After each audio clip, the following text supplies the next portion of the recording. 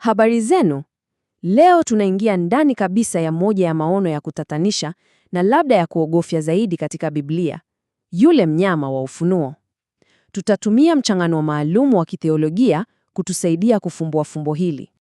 Yaani, maono yenyewe yanaanza na kiumbe hiki cha ajabu kweli kweli kinachotoka baharini. Ebu fikiria picha hii. Sawa, ebu tuanze kuchimba undani wake. Sasa, swali kubwa ni hili. Huyu mnyama hasa ni nani au ni nini?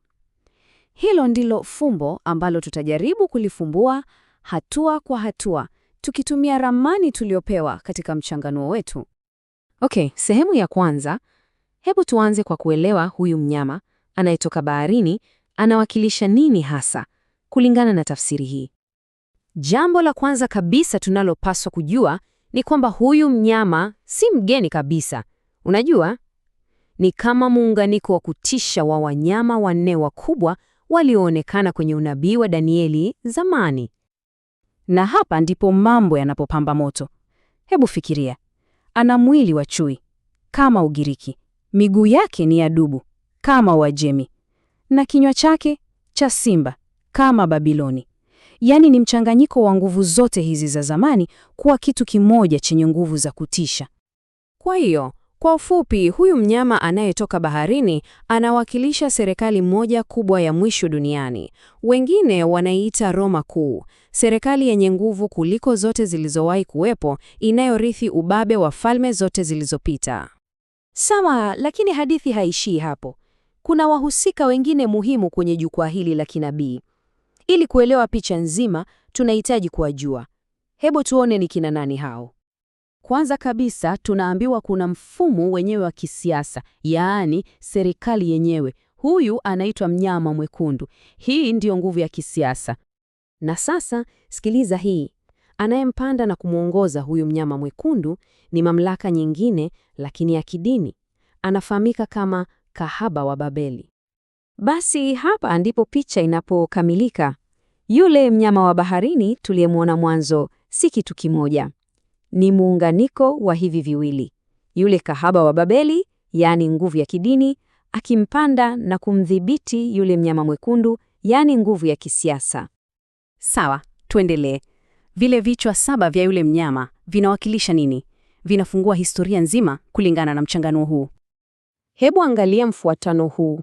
Kila kichwa ni ufalme uliowahi kutawala Israeli. Tunaanza na Misri, kisha Ashuru, Babiloni, Uajemi, Ugiriki, alafu Roma, ambayo ilikuwepo wakati wa Yohana. Na hatimaye, kichwa cha 7, serikali ya mnyama ya dunia, ambayo bado haijaja. Sasa, mambo yanazidi kuwa ya kuvutia. Kuna anayeitwa mfalme wa 8.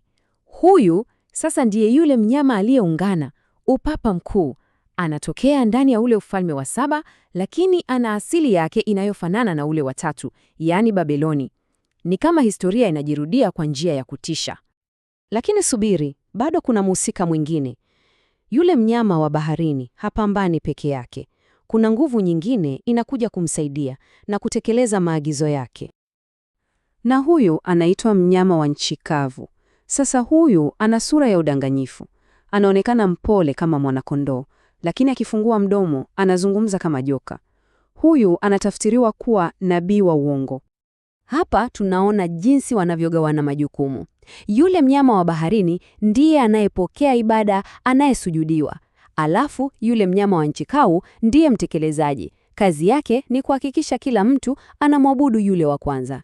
Ni kama mkuu wa propaganda, unajua? Na anafanyaje kazi yake? Anatumia mbinu zote. Anatenda miujiza mikubwa kama kushusha moto kutoka mbinguni ili kuwadanganya watu. Anawaamuru watu watengeneze sanamu ya yule mnyama wa kwanza.